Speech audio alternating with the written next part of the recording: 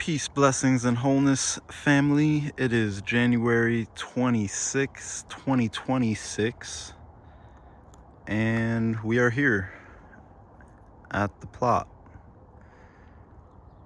So, just want to give you all a little bit update what's been going on. So let's get into it. Basically, the garlic is up and has been up for a while. All these beds were planted at different times. The N2 were planted in September. The middle are planted in October. And then the ones down here on the very end were planted in November. Just due to bandwidth, and that's kind of how it worked out.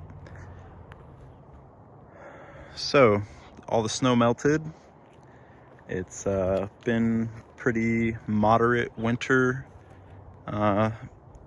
Some nights drop down into the teens, but that's very far and few between. Mostly stays in the low 20s, and during the daytime, anywhere from low 40s to just about breaking 50, 52, 53. So this garlic was grown in a much colder climate, southern Vermont zone. I guess they changed all the zones now, but it was zone 5B. So now this is technically 6A. Zones are determined by how cold your region gets. So this garlic is used to growing in much more harsh conditions. We could see -40 with the wind chill on some years, and that actually just happened this year out there, -36. So this garlic is very hardy, is what I'm getting at, and so therefore it is going to grow very wonderfully here, and has been. This is the second season. You can see all of the acorns that didn't really have enough bandwidth to get in the ground, but that's okay. It is what it is. Food for the wildlife. Whatever you may think. Some of them may still sprout, but that's okay. Even if we got 5 trees, then we still have more trees than would have had. So now that I've been building the soil up on this plot for over a year now, we're pretty much ready to rock this season. We've got 2 seasons of deep composition layering of mulches, aka organic matter.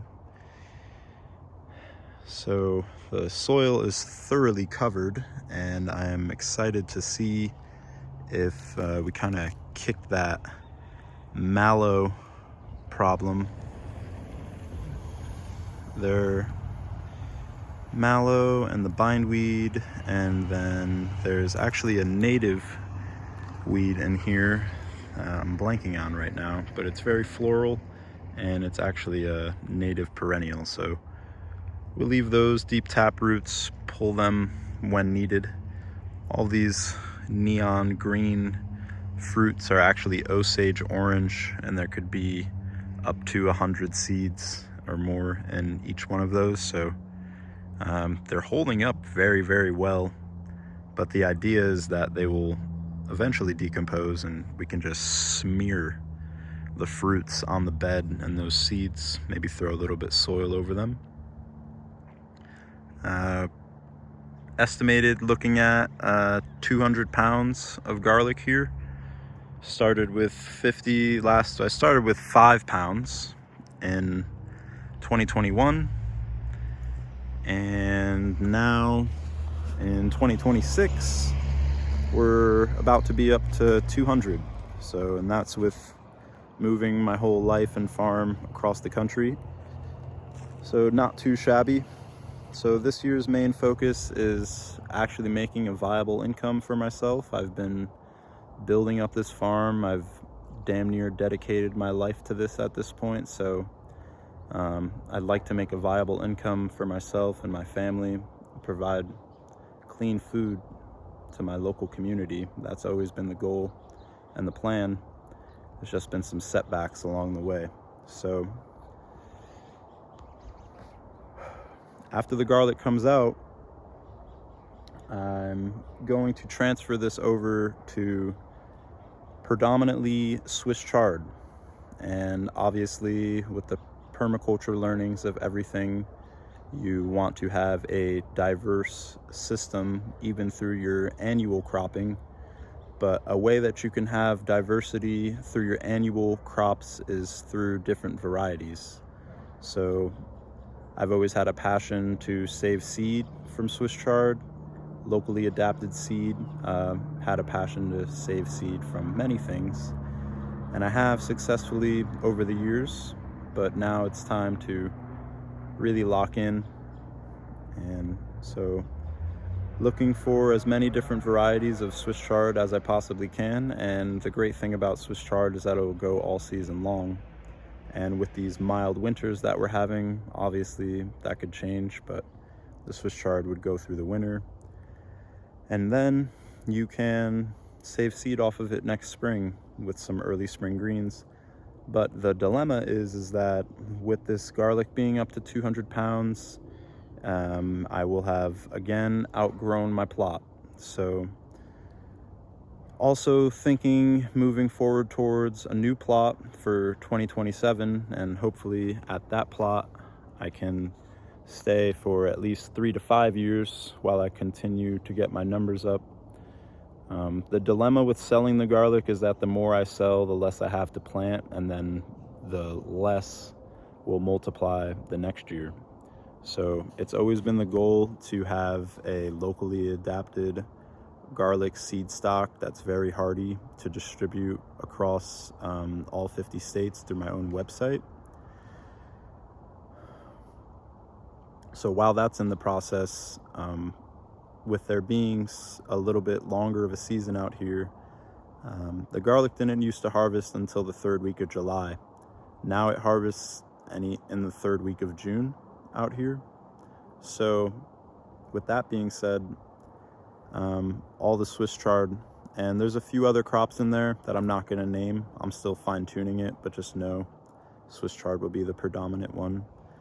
And like I said, I'm trying to make it income. So if all of these 11 beds are planted with one crop, then I'm guaranteed some income. So also, when you're one person, growing 20 crops at the same time is not ideal, and I've done it.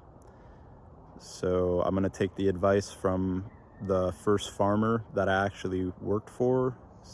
His name was Adam, Quill Hill Farm, and he tried to do the market gardening thing, and he told me that it was way easier for him just to zero in. He's actually the one who inspired me to grow the garlic. It was way easier for him to just zero in on 5 crops, get really good at those, instead of being partially good at 20.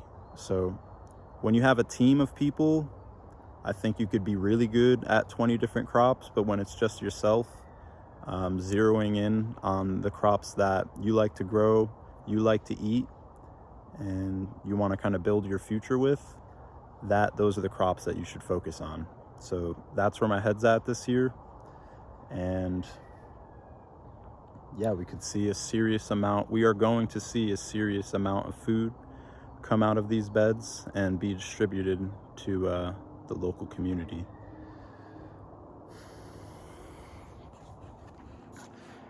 So that is basically where I'm at with all of that.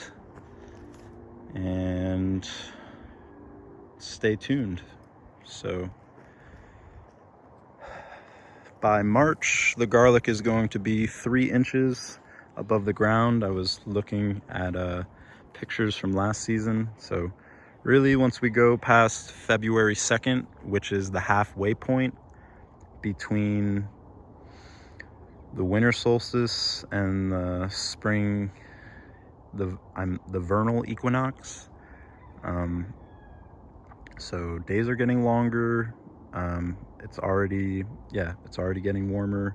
It's already getting longer. So we'll harvest all the scapes in about the 1st to 2nd week of June, last week of May, and then all the garlic will come out.